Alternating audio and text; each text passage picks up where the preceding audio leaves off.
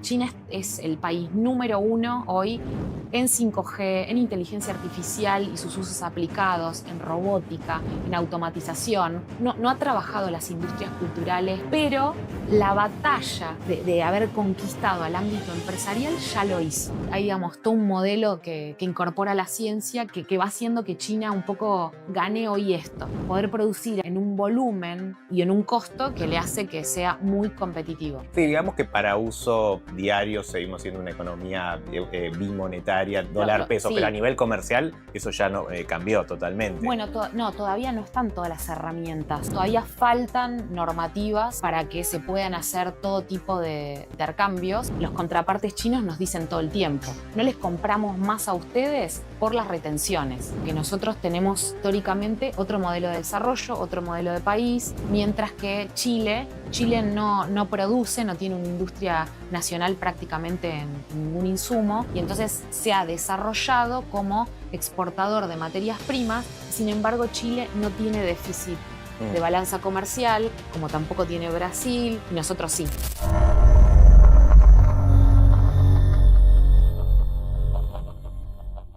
Bienvenidos a Expressonomics. Hoy tenemos un invitado de lujo, es alguien que hace mucho quería que esté acá. Es Alejandra Conconi, la directora ejecutiva de la Cámara Chino-Argentina. ¿Por qué quería que esté? Porque además es antropóloga, no es economista como yo, así que realmente tiene un conocimiento enorme y una comprensión inédita de los economistas. No lo tenemos. Bienvenida, Alejandra. Gracias, Andrés, por invitarme. Así que bueno, nada, estoy muy contento por eso, porque justamente, como dije, además tenés una visión privilegiada, has vivido en China, actualmente estás haciendo las misiones comerciales y hay mucho mito sobre China, así que voy a empezar por lo primero. A nivel comercial, ¿cuál es la importancia de China en las relaciones comerciales de Argentina? Bueno, China ranqueó en el INDEC en el mes de septiembre. Después de 5 años volvió a ser el principal socio comercial. Y si lo vemos tanto desde las importaciones, las exportaciones, las inversiones, a nivel importaciones hay una situación que es orgánica y a la vez planificada, que los equipos de comercio exterior, que son muy chicos en las empresas, es difícil buscar productos, hacer outsourcing, consolidar carga en 3 o 4 países. Entonces, China tiene la mejor relación precio-calidad del mundo, y eso va haciendo de un aceleramiento de las importaciones. Cada vez estaba leyendo estadísticas y cifras de Latinoamérica, que ahora también con mucho movimiento por el puerto de Chancay, en Perú, y que está motorizando las economías de Chile, de Ecuador, y también por la guerra comercial con Estados Unidos, que China empieza a abastecer un poco menos y ha crecido muchísimo para lo que es el destino de su manufactura, de sus productos: África, sudeste asiático, que sigue creciendo, y América Latina. Entonces, Argentina está mirando China, no solamente el sector privado, el público. Todos están haciendo crecer las estadísticas vos hablabas de las misiones de la Feria de Cantón, que tuvo 2.040 compradores argentinos en octubre del año pasado, y en abril de este año tuvo 3.950. Estamos hablando de crecimientos de más del 90%, también por cómo se han abierto las importaciones. Y en exportaciones hay datos, hubo una pequeña quita de las retenciones del agro, que hizo que hubiera un número récord de las exportaciones, lo que nos está mostrando lo que los contrapartes chinos nos dicen todo el tiempo: no les compramos más a ustedes por las retenciones. Cuando no haya retenciones les vamos a comprar muchísimo más, como ya lo hacemos con Brasil, con Uruguay, bueno, con otros países del mundo. Así que es una presencia que crece, pero que a la vez muchas de las herramientas todavía entre ambos países no están dadas, porque no hace 100 años que tenemos, bueno, ahora se celebró este año el tratado comercial de 200 años con el Reino Unido. O sea, hay países con los que tenemos 100, 200 años, y con China, bueno, en enero conseguimos la eliminación de la doble imposición. Se van consiguiendo hitos que igual son muy rápidos, porque ahora en diciembre vamos a tener el primer vuelo directo Buenos Aires-Shanghai, con escala en Auckland. Los chinos ya no necesitan si tienen visa de Estados Unidos, visa para venir a nuestro país. Entonces van apareciendo estos hitos para una economía gigante que está exactamente en las antípodas.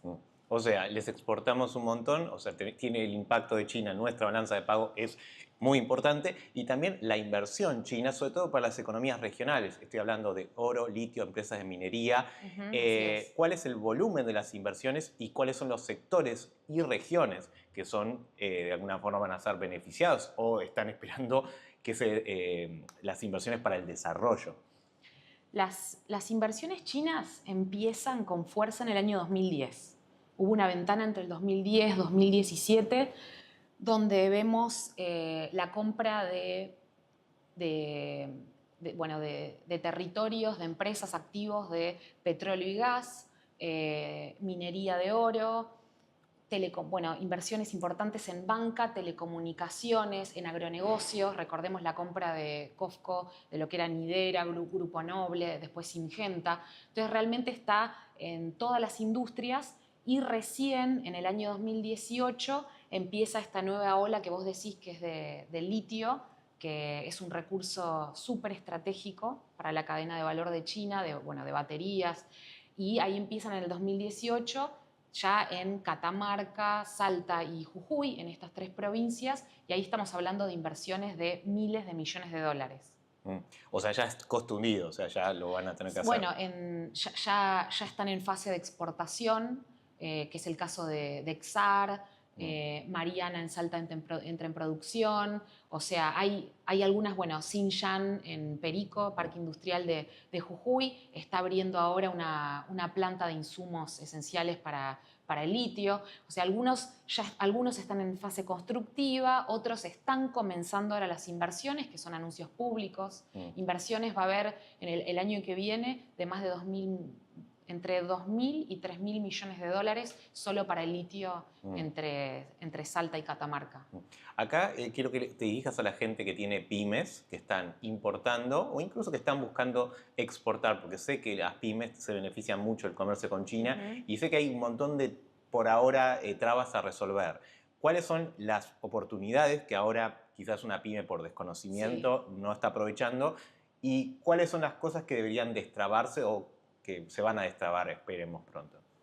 Bueno, para las pymes hay una oportunidad, no necesitan viajar a China para atraer insumos. Hoy estamos hablando industria mueble, textil, automotriz, realmente todas, oil and gas, están trayendo los insumos de China. Y para el caso de las pymes, China es lejos, es costoso llegar, entonces es importante que sepan que no es necesario ir a China, se puede hacer a través de agentes de compra de confianza todas las compras que necesitan para abaratar los costos, aprovechando hoy, estamos hablando, finales del 2025 hay todavía un dólar barato, pero hay todavía cuestiones logísticas. A veces pienso que la Argentina, si bien es bioceánica, a través del Estrecho de Magallanes, somos un país donde los despachantes de aduana, todos trabajamos con este sesgo y orientación hacia el Atlántico, y todavía hay que trabajar muchísimo más la cuestión logística, tanto de logística terrestre, los puertos, que hoy ya está empezando a pasar, porque hoy tenemos todo lo que son las economías regionales de Salta, que trabajan con zona franca, Jujuy, que tienen los puertos con salida al Pacífico, pero también Catamarca, también Mendoza, y todavía no tenemos muy buenas conexiones terrestres para poder sacar los productos vía el Pacífico. Entonces eso todavía tenemos una logística que es costosa. O sea, falta infraestructura, eso es lo que es. Sí, después en términos de pensar potencialidades para la IMPO y para la Expo, hay cuestiones de coyuntura porque nosotros estamos emplazados en lo que es el Mercosur, y Mercosur no puede dialogar, aunque la calle Pou y distintos presidentes de Uruguay tienen la intención de tener un tratado de libre comercio que sea beneficioso para ambos países, y como Paraguay no tiene hasta el día de hoy relaciones diplomáticas, no hemos sabido desde los países como Brasil, como Argentina, presionar lo suficiente para poder pensar desde el Mercosur algo que sea superador en términos que, bueno, el Mercosur es un instrumento y un espacio multilateral valiosísimo, pero creado en la década del 90, cuando China recién estaba en su fase digamos, comenzando el going out, todavía con la reforma y apertura. Y hoy, en el año 2025, China es el principal socio de la Argentina, pero también de Brasil, de Uruguay, inclusive no habiendo relaciones diplomáticas también con Paraguay. Entonces, realmente hay como un montón de oportunidades que algunas dependen de la Argentina y también hay otras que dependen digamos, de la región, del bloque. Hablaste de exportadores de confianza. Lo primero que me van a preguntar es quiénes son la gente de las pymes, a quién se pueden dirigir, cómo hacerlo. Vos pensás en exportaciones de las pymes. Claro, o importaciones. Por ejemplo, vos hablaste de exportadores de confianza a los que ellos puedan ir. ¿Dónde van a buscarlos? ¿Y cómo saben que son de desconfianza? Creo que Bueno, porque son parte de redes como... hoy, hace 5 años, yo soy directora de la Cámara Argentino-China de la Producción, Industria y Comercio, y hay toda una red de personas que no hacen un negocio spot, que tienen ya 10, 15 o 20 años yendo de manera constante a la Feria de Cantón, acompañando a pymes, y eso está en LinkedIn. Lo pueden buscar, pueden ver cuáles son esas empresas que... Ustedes pueden referirlos si Por supuesto, por supuesto. De hecho, lo hacemos constantemente para todas las industrias y en algunos casos siempre decimos que una inversión, ir a una feria de Cantón hoy te puede costar, si manejas el costo del pasaje con anticipación, $4.000. Entonces, en términos de lo que puede significar entender la disrupción de tu industria y en la que está emplazada tu pymes, yo recomendaría que cualquier persona tiene que invertir esos $4.000 o $5.000, irse 2 o 3 semanas a China, por más de que hasta, no solamente monetariamente, para una pyme dejar su pequeña empresa, su mediana, es complejo, China está muy lejos, pero realmente lo que van a ver de la gran a la pequeña empresa. Hoy China, vos comenzabas diciendo este episodio que no es muy conocido y mucha gente no sabe que un grupo de 18 o 20 melis en el año 2017 fueron a Shenzhen, al polo tecnológico del sur de China, y decían, ¿qué es esto? Esto es un código QR, ¿no? Y disrupcionaron todo lo que es el e-commerce en América Latina trayendo el código QR. Y esto es un ejemplito. Hoy realmente China es el país número 1 hoy en 5G, en inteligencia artificial y sus usos aplicados, en robótica, en automatización. Entonces una pymes va y ve tantas formas con las que puede generar eficiencia, rapidez, automatización de procesos. Entonces hoy hay que ir hoy a China la podemos descubrir en Instagram, pero evidentemente hay como una fase de, digamos, el video por momentos, a veces cuando...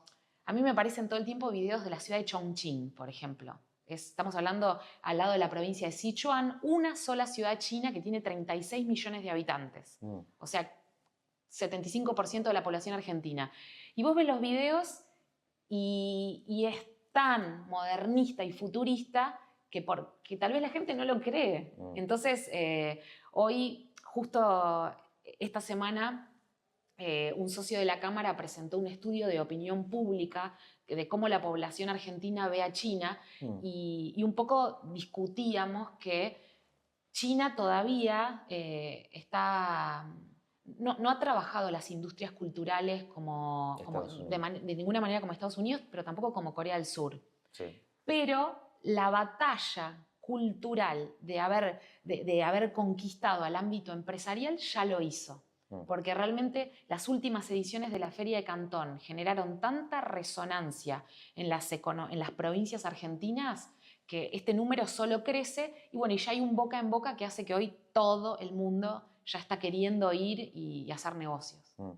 Bueno, esto es muy interesante. Hablaste de la parte cultural. Dijiste la palabra batalla cultural que a veces no se entiende. En las redes sociales hablan de batalla cultural para hablar por una estrategia de marketing muy pelotuda de progre versus facho y esa estupidez que metieron. Acá vamos a hablar en serio de lo que es la batalla cultural, que es la imposición de potencias económicas en otros países. En este caso, a través justamente de deporte, cultura, entertainment, que obviamente Estados Unidos viene trabajando eso en Latinoamérica hace 100 mucho años. tiempo, sí, más o Sí. menos.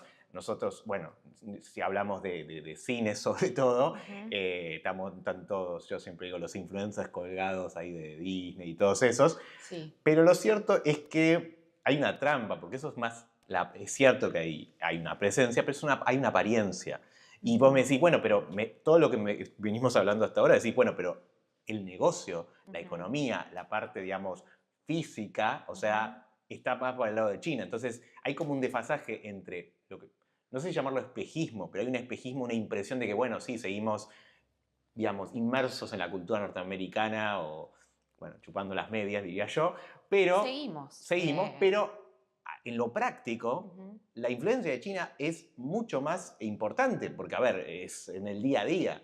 Entonces, es acertada mi percepción de que, bueno, se está viviendo una especie de espejismo. Sí, bueno, sí, vemos las películas, todo lo que quieras. Pero, a ver, las pymes, las industrias, las economías regionales, o Bueno, sea, hay que ver por ahí en qué dimensión humana, porque evidentemente ahora, digamos, esta es una película que la estamos viendo en vivo, donde hace 5 años costaba incluir, por ejemplo, como producto a la moto. La moto tiene como muchos de sus componentes que son externos, que se pueden ver, entonces ya la moto se ha posicionado en Argentina muy bien, la moto china.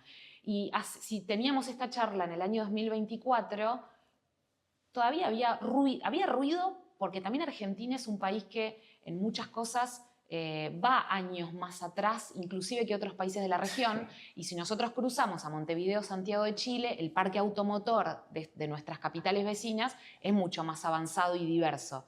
Pero hoy, que además es noticia, ayer bueno, están llegando todas las marcas chinas, y yo estaba caminando en Unicenter la semana pasada y había un BYD en la planta baja y todas las personas estaban, digamos, alucinados por, digamos, por lo que ha sido el salto de diseño que las marcas chinas tienen.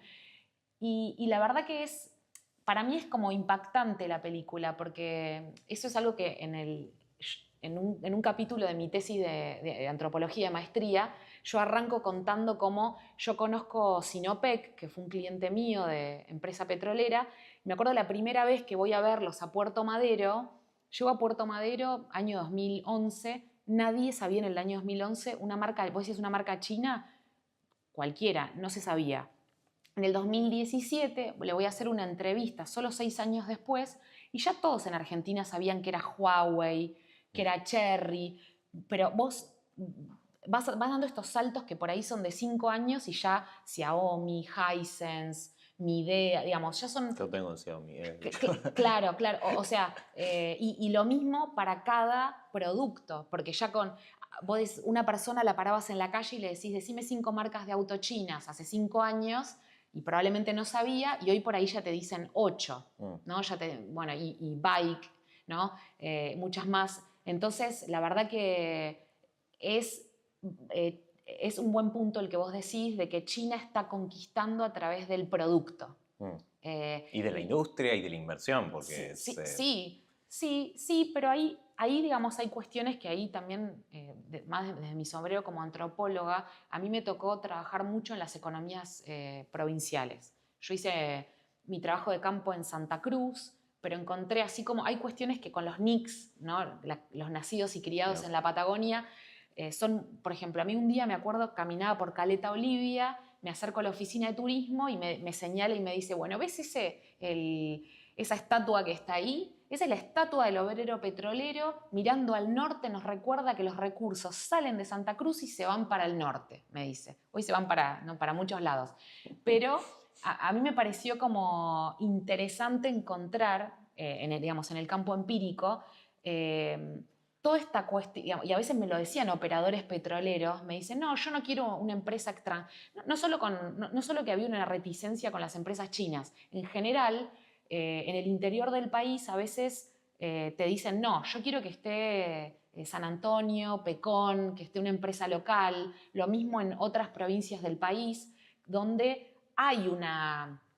Yo esto por ahí, para no llevar cosas de un campo a otro, sí cuando me pasó de trabajar como antropóloga para empresas en Bolivia me encontré como una huella en la memoria cultural del colonialismo que realmente todo lo pionero y lo que venía de afuera, inclusive por ejemplo McDonald's, pagaba una huella, pagaba como el rechazo a lo pionero. Entraba y después el que venía después, Burger King, ya se quedaba, pero pasaba, por ejemplo, contigo en telecomunicaciones, digamos, lo vi con muchas empresas, un poco en el interior del país también. Entonces hay veces que podría haber una racionalidad de, viene esta empresa china, que los chinos lo piensan así, invierte un montón de dinero, da fuentes de trabajo y sin embargo no necesariamente...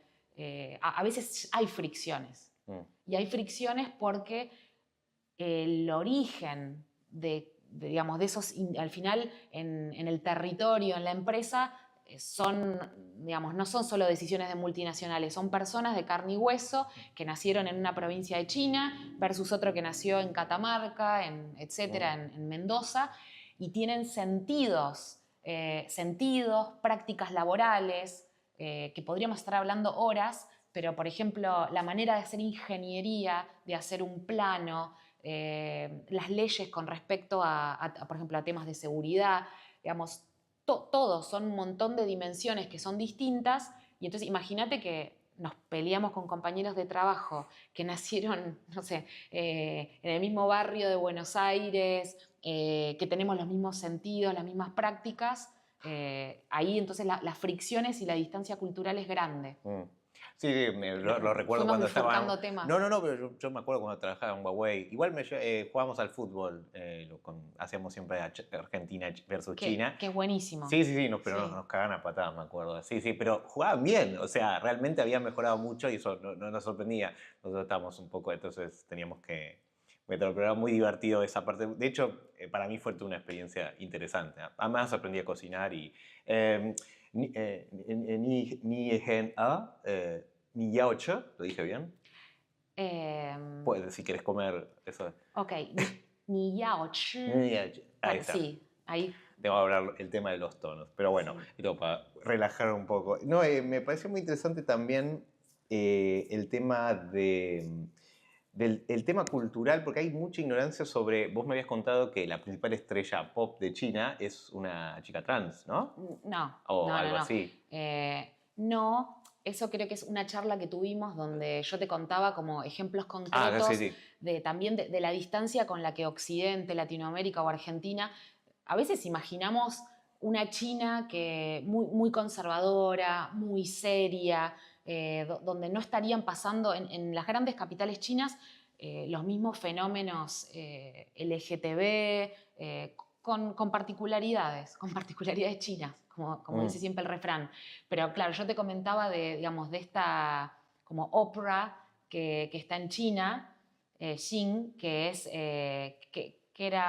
un ex soldado del partido, que es trans y que es una conductora televisiva que tiene una audiencia de 160 millones en China. O sea, diría que es popular. Claramente, porque es más del 10% de la población, o sea, realmente tiene una audiencia enorme. Claro, y son este tipo de cosas que cuando empezás a entrar a China por distintas, por distintas dimensiones, te das cuenta de que no es todo. Hasta a veces lo charlamos mucho, tenemos un grupo que hoy es la Comisión Overseas de la Cámara, pero que son amigos, con algunos yo fui becaria en el año 2009, o sea, son amigos de esa época, y nunca más volvieron a Argentina. Viven hace 15, 20 años allá, hicieron sus vidas, y nada, ahora justo pensando en audiencias pienso en Brian González, que el que lo googleé, él está en un talk show de China, y en ese talk show hablan de sexualidad, de la inflación argentina, del mundo, no sé, de cualquier cosa hablan y a veces nos reímos de, a ver, cuando pensamos a veces hasta en la censura, ¿en qué estamos pensando? Claro. Como a veces vivimos acá en Argentina en contextos o burbujas ideológicas donde hay mucha clausura, mucha censura a tocar ciertos temas eh, y que son muy intensos en la opinión Por pública. ejemplo, Bueno, pienso, por ejemplo, hablar sobre temas de capitalismo, temas de empresas, hasta el gobierno anterior, también en su momento, y lo digo como feminista, pero ciertas temáticas de la ola verde donde todo llega a ciertas polaridades donde hay extremos y en general los que nos ha tocado participar de foros, espacios académicos y en China hay mucha pluralidad y a veces hasta encontramos más diversidad de autores, de marcos teóricos que a veces acá, ¿no? hay una cosa interesante que es, bueno, hace poco pasó el acuerdo que Trump exigía, digamos, la reducción de la presencia china por el tema de este préstamo. Pegaron el grito en el cielo varios gobernadores, pero al final era más bla bla que otra cosa. ¿Estoy en lo cierto? Esa fue la sensación. O sea, hay una cosa que es el teatro político de las relaciones Claro, internacionales sí. y otra vez, a ver, muchachos, esto es socio comercial, después arreglamos por afuera. Porque yo veo que digamos, el público en general, cuando consume redes sociales, viste, sobre todo los opinólogos de redes, dicen, no, bueno, pero pasó esto y salen los medios, no, Trump dijo esto, sale Milei, por ejemplo, a decir, no, China comunista, ¿no? Y después, nada que ver. Sí. Contá la distancia entre el discurso, el teatro político y la realidad. Mira, por un lado, un estudio de la consultora D'Alessio Irol mostró que el 18% en una muestra de los argentinos presta atención a los dichos de Trump. O sea, estamos hablando 2 de cada 10 argentinos. O sea, tiene un peso la palabra de Trump digamos, de Estados Unidos en la opinión pública. Evidentemente es un país que nosotros lo estamos mirando, pero sin embargo, bueno, con tu pregunta de los gobernadores, bueno, en primer lugar la Argentina, y a diferencia digamos, de otros países, es un país federal por la Constitución. Entonces, no es jurisdicción de nación todo lo que tenga que ver con llegada, radicación de inversiones. Y después también no necesariamente habría que desmenuzar qué quieren decir con la frase se va a ir. Yo creo que es una frase de aspiración, la aspiración de lo que ni siquiera todo Estados Unidos, ni siquiera, digamos, al sector oficialista actual le gustaría que pasara eso, porque así como hablamos que algunas estrategias de China en industrias culturales todavía van a tener años para tener su éxito, China ha tenido mucho éxito en su acercamiento. ¿Por qué? Y yo charlaba, tal vez para no polemizar y no decir nombres de provincias, yo charlaba con ministros de provincias la semana pasada y me decían, en los últimos años China tiene la respuesta a nuestros problemas energéticos, a nuestros problemas de corte de luz, a la posibilidad de hacer centrales termoeléctricas, todo, ¿no? Distintas soluciones. Algunas tienen más que ver en la Patagonia, son orientadas a un tipo de energía, en el norte a parques solares, ¿no? Chubut eólico, cada provincia es distinto, pero la realidad es que China ha tenido un acercamiento que ha sido muy exitoso de diplomacia subnacional en los últimos 10 años, por ahí un poquito más, muy reforzado en los últimos años, ahora después de la pandemia, en donde para las provincias es estratégico. Las provincias han visto que tal vez uno de los casos que yo más conozco es el impacto positivo que tiene en el norte argentino. ¿Por qué? Porque hay provincias como Jujuy, excepto Tucumán, ninguna provincia del NOA es industrial o tiene, digamos, tiene un germen, una tradición.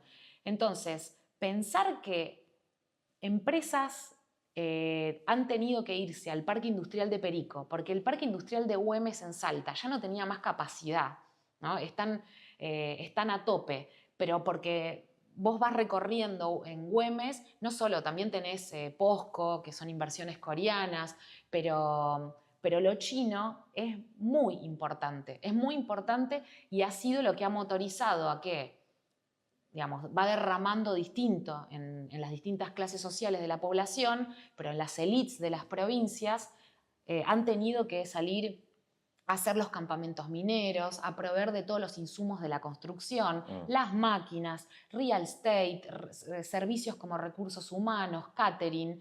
Entonces, a mí me pasaba a ir con un chofer que era de una de las comunidades tradicionales indígenas en la provincia de Jujuy, también sin mencionar, y me decía, no, yo vivía en el Gran Buenos Aires, pero me volví porque es más fácil ahora para mí encontrar trabajo en torno a las mineras, y eso después tuve charlas con personas de la clase media de Salta y se va replicando, cada uno digamos, en distintos espacios, pero todo. Tuve la posibilidad de charlar con personas de San Antonio de los Cobres, Tolar Grande, y porque aparte me interesa por mi beta de antropóloga, y todos me dicen, no, en estos años con las mineras mi sueldo pasó, por ejemplo, de 500.000 a 1.200.000. Es muy grande los saltos de sueldo, entonces se construyen una casita para recibir turistas, empiezan con distintos negocios familiares, y todo eso va haciendo crecer las economías regionales. Entonces, ¿quién quiere desechar eso? Claro. O sea, O, bueno, en realidad, lo que siempre sucede en las provincias es, bueno, vos venís a hacer lobby a mi provincia, porque existe lobby anti-compra china, por ejemplo, y le dicen, bueno, ¿y qué me ofreces? Y no hay una oferta del otro lado. Entonces, por eso yo creo que en eso ¿qué financia el anti-lobby, el lobby anti-chino? no importa, ¿Ah? no voy a entrar en eso, pero también yo creo que hoy que hablábamos de las conquistas, otra de las conquistas de China tiene que ver también con que lo mostró en la pandemia, China tiene la capacidad de producir todo el 360 de insumos.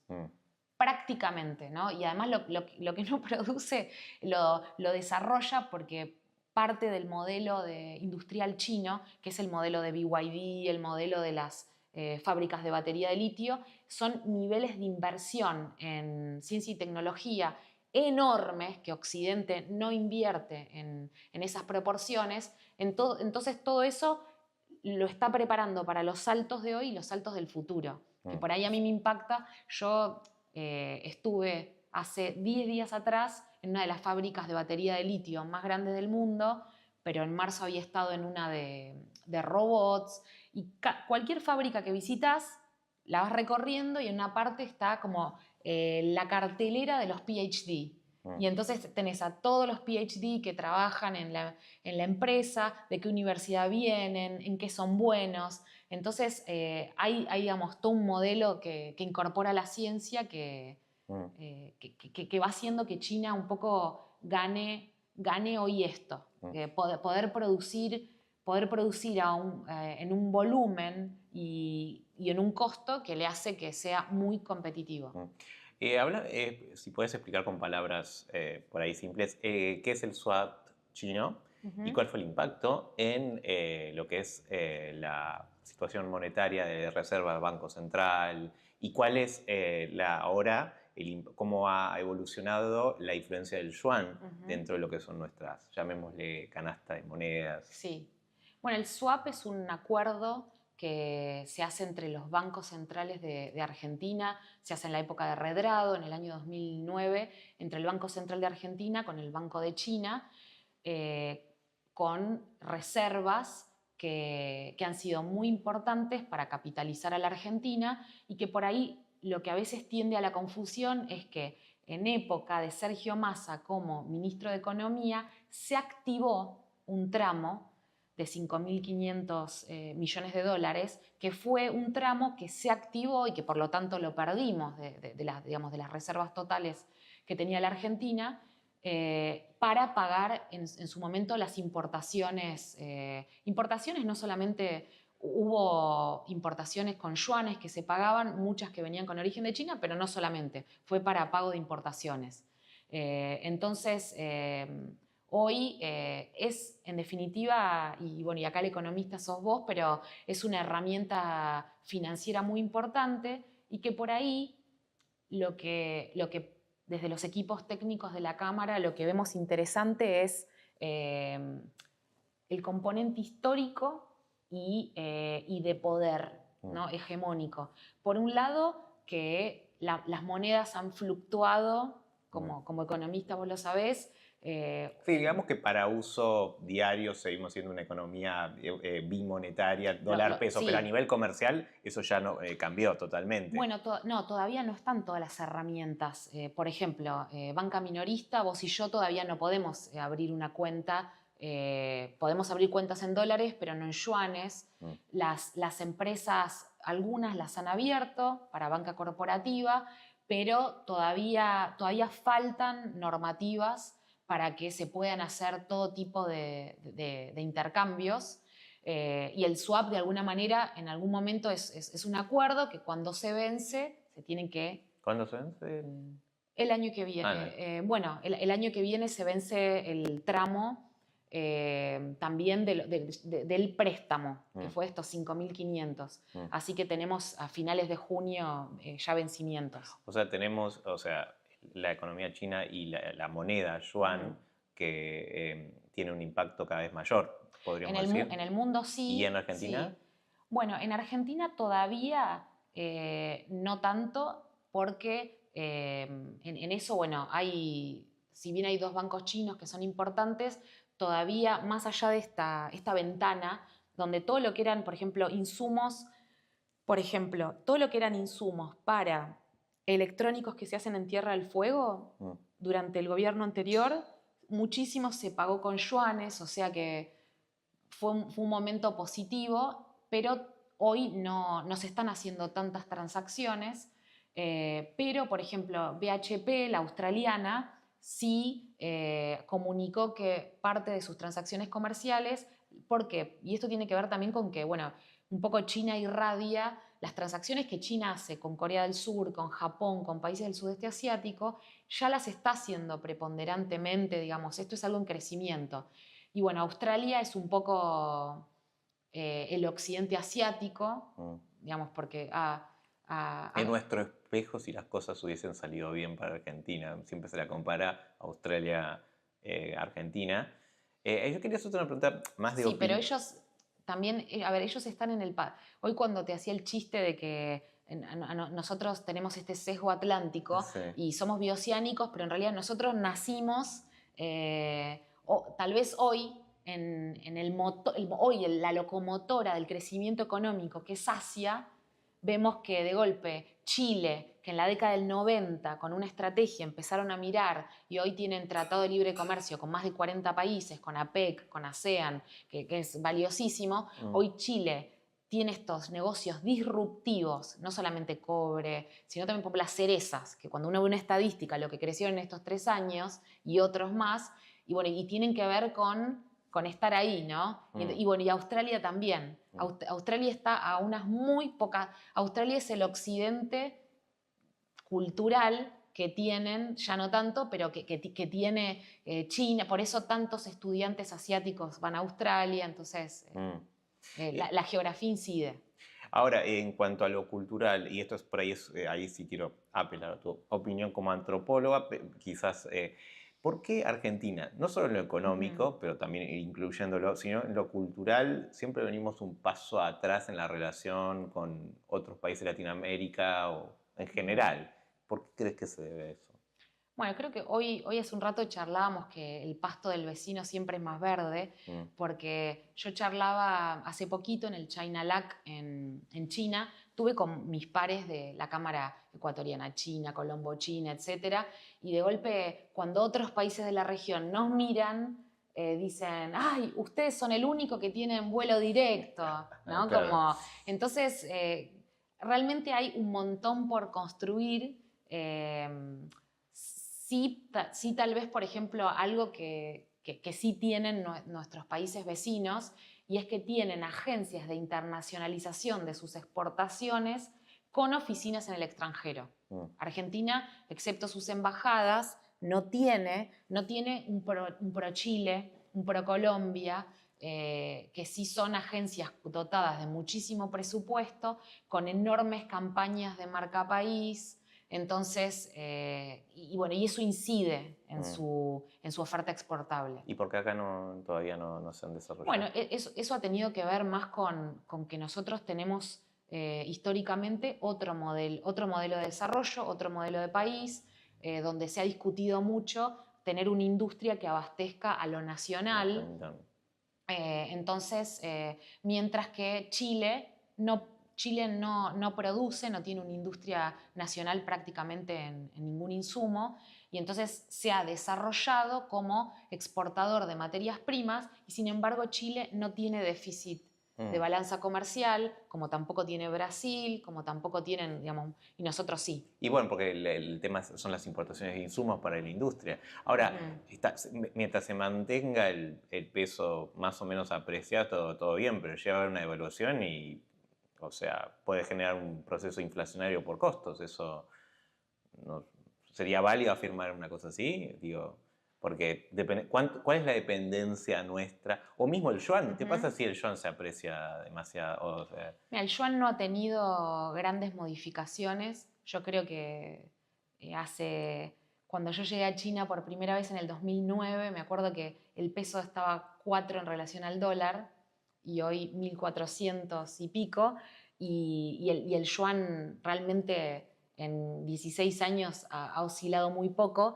Pero sí, a ver, es cierto lo que vos decís, y en parte ese es el efecto argentino. Vos sabés que, como nota de color, a la feria de Cantón se la llamó Canasvieiras, Florianópolis, porque estaba llena de argentinos, ¿no? Como que decían, era escuchar acento argentino en todos lados, y cuando nosotros charlábamos, yo llamaba a muchos de los que viajaron con los 5 grupos de socios de la Cámara, y me decían, no, bueno, yo estoy yendo para hacerme de maquinaria.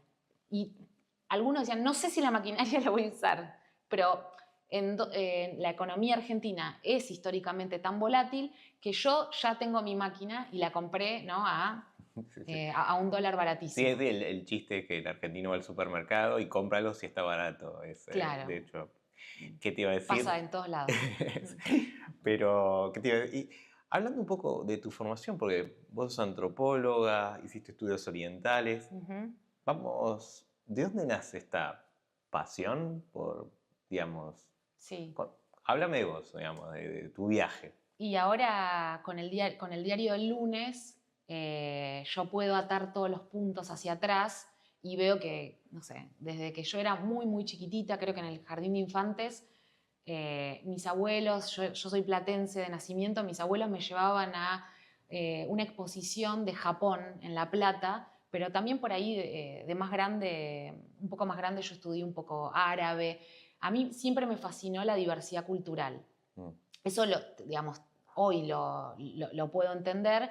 Entonces, digamos, en mi búsqueda de qué estudiar, de nuevo, hoy, habiendo ya hecho como la mitad de mi carrera, seguramente hubiera hecho antropología ya, o hasta relaciones internacionales, que es una carrera por la que yo pasé.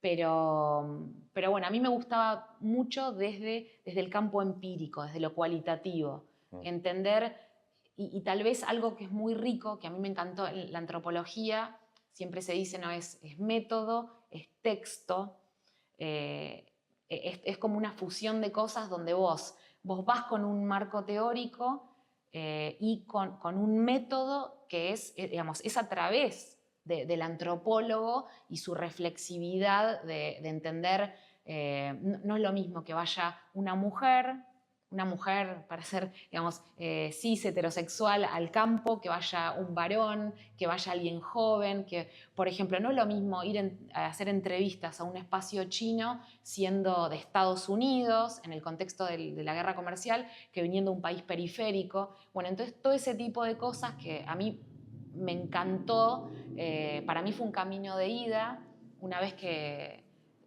primero mi carrera, una vez que entré, porque yo había cambiado de carrera, yo hice la licenciatura de Estudios Orientales, me fascinó porque aparte era una comunidad donde teníamos profesores en esa época de la colectividad japonesa, armenia, un rabino. Entonces era también una manera de entrar en colectividades. Y un poco cuando yo termino la carrera de grado, yo tenía el campo general, había estudiado las historias, religiones, los sistemas económicos, etcétera, no tenía el idioma. Entonces me presento una beca de la Embajada China, me llega una carta y me dicen, bueno, ganaste una beca en la ciudad de Harbin. Yo entro a Google para ver dónde era, a 400 kilómetros de Vladivostok, y casi me muero porque por los menos 35 grados bajo cero que llegué a tener, es el día más frío que llegué a tener, pero igual para mí, yo ya en el primer año de la carrera, ya es como que enseguida abracé China, porque primero, porque tal vez en esta cuestión de la diversidad cultural, otros países, por ejemplo, el árabe era un silabario, con un sistema religioso, monoteísta, tal vez tenía más similitudes con China. China para mí fue como una oportunidad, primero como de descubrir un lado alterno de todo, porque tenía, digamos, su propia trayectoria histórica, civilizatoria, hizo que tenga corrientes de pensamiento espirituales, de medicina, de técnica. Entonces, realmente eso era fascinante y no me deja de fascinar. Yo ahora tuve un día libre ahora en noviembre en la misión que hice a China y me fui a la ciudad histórica de la porcelana, Qingdezhen, donde hace 1600 años desarrollaron esta super tecnología que Occidente con la seda admiraba. Y entonces, bueno, y ver todo ese tipo de cosas siempre me pareció como fascinante, pero porque cuando yo estaba allá y visité el museo, y había uno de los grandes sinólogos ingleses que mostraba, digamos, cómo para historiadores digamos, de la escuela de Cambridge, China fue la primera ciudad industrial esta, ¿no? Entonces, y ciudad industrial hace muchos antes de que hubiera industria en otros países del mundo. Entonces, es como China a veces no me gusta llamarlo lado B, porque es el lado A, porque claro, en el año... para nosotros sería. ¿no? Sí, yo lo llamo el lado alterno, como es otro lado, pero y también es como China en sí es un camino para todo lo que concebimos poder verlo desde otra manera. Y eso la China ir hoy a Shanghái es como ver que las cosas pueden ser de otra manera y me parece que eso abre mucho la cabeza. ¿Qué ventajas crees que tenés como antropóloga a la hora de entender las relaciones comerciales con China que quizás no tenga otra profesión, un economista, por ejemplo? Ventajas. Y yo creo que... Perdón. Pido disculpas. No pasa nada. Es el alarma, el despertador que la siesta. ¿Seguimos? Sí, por supuesto. Sí. No, esto sigue. Acá no pasó nada. Acá no pasó nada. Bueno, yo creo que nada, cualquier persona que se forma en el método de la antropología te ejercita mucho en percibir lo que se dice, pero también la diferencia entre lo que se dice y lo que no puede ser dicho. Entonces, en un país que para mí es muy interesante porque hay todo un debate sobre, que yo inclusive no lo tengo acabado, está en el primer capítulo de mi tesis, sobre las tipologías de capitalismo. Y es un debate enorme, ¿no? Entonces, por un lado te permite entrar en las instituciones, por ejemplo, una rama que es la antropología de las élites, entrar en lo profundo del campo y desentrañar, bueno, esto que se dice, ¿no? Es así y digamos, es poder discutir con las categorías.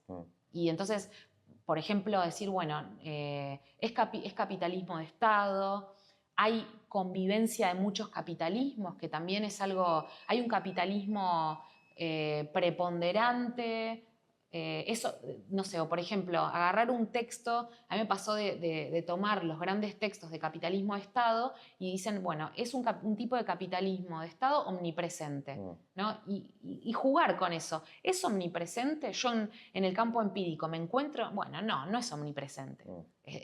Es muy importante, hay presencia digamos, de lo que yo llamo en mi tesis del doble sombrero, personas que son miembros del Partido Comunista, reportan de golpe a un directorio de una empresa, al partido, entonces me puedo encontrar esa variante, pero después hay tantas también, hay un despliegue digamos, de un tipo de capitalismo privado, después también se cuestiona mucho de que para que sea denominado capitalismo, eso implicaría que hay una incidencia del capital, de las élites económicas, en la gobernanza. Entonces, bueno, y se discute de que eso en China, por ejemplo, no pasa. Bueno, entonces todo este tipo de cosas, yo creo que la antropología te da como un montón de herramientas para cuestionar la categoría y hacerla más rica. O sea, entender, sí, digamos, hablando con las personas, digamos, entendiéndola desde lo cultural. Bueno, yo cuando estudiaba en Francia, uno de mis amigos era de China, digamos, y es muy interesante la visión que me da, charlamos mucho, me presentaba un poco de autores de literatura de ciencia ficción china, que es muy interesante, de hecho.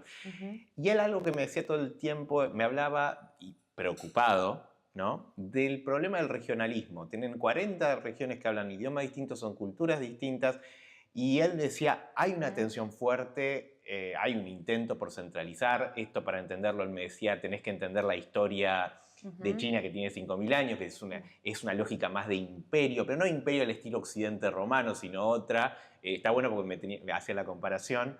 Y hay hoy en día también un desafío que él me decía, una creciente clase media que está consumiendo, porque acordamos que teníamos muchos campesinos, que tenemos toda la parte más tecnológica en las ciudades, pero después para afuera tenemos decir, bueno, no, hay problemas de desempleo en las zonas rurales, eso lo sé porque hablo con la gente de los supermercados, que me lo cuenta, de hecho. Entonces hay todo un tema a resolver. Obviamente, la estrategia de China es el soft power, de no mostrar las debilidades, eso es una estrategia política, pero hay problemas. ¿Cuáles son esos problemas y cuál va a ser la evolución según vos? Bueno, ahí tocaste un montón de temas. Sí, pues. Hay 55 minorías étnicas que, bueno, representan minorías porque, bueno, más del 80% de la población es Han. Nosotros llamamos chino a todo, pero en realidad cuando tenés el DNI, el documento de identidad chino, te dice la etnia a la que pertenece. Entonces, la mayoría son Han, pero después tenés muchísimos que son Miao, Chang, mongol, tibetano, uigur y así por 55. Entonces, yo he viajado por muchas de esas regiones como Mongolia Interior y es muy, muy interesante que hay regiones de China que son biculturales, que en las escuelas se enseñan, bueno, no en las escuelas en toda la región, pero en ciertos... ahí yo creo que ha habido tendencias también en el mundo, en la región vasca, en España, hubo periodos donde en la década del 60, 70, hubo en general en el mundo mucha opresión sobre, que China también fue el caso en su revolución cultural, donde sobre todo, bueno, ni que hablar a los manchúes que habían sido el último imperio, pero digamos, hoy en día se valora, se incorpora esa diversidad y demás. Después vos también hablaste de otra, de lo que es por ahí la diversidad del PBI. Hay muchos puntos de diferencia si vemos provincias, de lo que son las provincias costeras, las provincias más ricas de China, Guangdong, Zhejiang, Jiangsu, etc. Bueno, Shanghai versus provincias más del interior. Y ahí sí alguien que quisiera también dialogar en términos de las tipologías me diría, ahí vos ves el modelo de desarrollo socialista con características chinas, que es extremadamente pragmático en la ideología y que ha hecho que y que ha hecho, y en China todo el tiempo se están cambiando reglas del juego. Por ejemplo, si vos me preguntás a nivel de desarrollo, ¿de qué se está hablando ahora? Y ahora, hoy a la mañana estábamos hablando con un grupo empresarial número 1 de Argentina, de la provincia de Hainan. Es la isla con menor población de China, 30 millones de habitantes, que se está convirtiendo toda la isla en zona franca. Porque eso es algo que también también yo creo que para los economistas que miran teoría de juegos, que miran... China es un país de países. Es un subcontinente regido por un Estado, pero donde por múltiples razones políticas, culturales, todas las provincias compiten entre sí. Compiten en ver quién desarrolla mejor. Primero porque es parte de la meritocracia política para, si vos querés llegar a ser alcalde, gobernador, siempre se mide tu crecimiento, digamos, factores muy concretos de crecimiento económico. Pero después también es impresionante verlo en temas políticos, partidarios, como vos de golpe decís, bueno, pero ¿por qué? A veces uno lo piensa desde su sesgo unitario de un país que tiene la población de una provincia china. Entonces decís, ¿por qué esta provincia china, la provincia de Henan, la provincia de Hunan, está haciendo esto, está buscando esta iniciativa internacional? Bueno, y es porque tiene una FAO es la Foreign Affairs Office tiene una FAO que representa el PBI de todo un país. Entonces, esa provincia mira, digamos, se rige por ciertas, digamos, verticales del Estado central, pero a su vez tiene autonomía y un input propio digamos, que es muy interesante de estudiar y de ver, y de saber jugar, porque también ahí hay, cuanto más uno entiende digamos, el mundo subnacional que tiene escala nacional en China, y cuanto más, yo creo que, digamos, para mí una estrategia de desarrollo de Estado sería que todos los años vayan jóvenes argentinos a estudiar idioma y carreras de grado a las 20 y pico de provincias de China, porque vos vivís un año y entendés una provincia, digamos. Yo es como que algo que charlamos todos los que hemos estudiado y trabajamos, todos decimos que somos aprendices de China, porque es realmente tan complejo que digamos, nos microespecializamos en algo, porque realmente, digamos, entender China es algo como inalcanzable. Pero como estrategia, si uno pensara, porque después mucho de la cooperación, de los lazos entre instituciones, viene también por las provincias. Entonces, ahí hay que trabajar. Así que bueno, Ale, te agradezco por venir, la verdad. Quisiera seguir hablando durante horas, pero bueno, el tiempo es tirano. Pero bueno, te dejo la invitación para que vuelvas, es más para recomendar gente también para hablar del tema, porque es interesantísimo. Para seguir Muchas abriendo gracias. temas. No, gracias a vos, a la audiencia, y la seguiremos. Bueno, esto fue Expressonomics en Verdades sin Comas.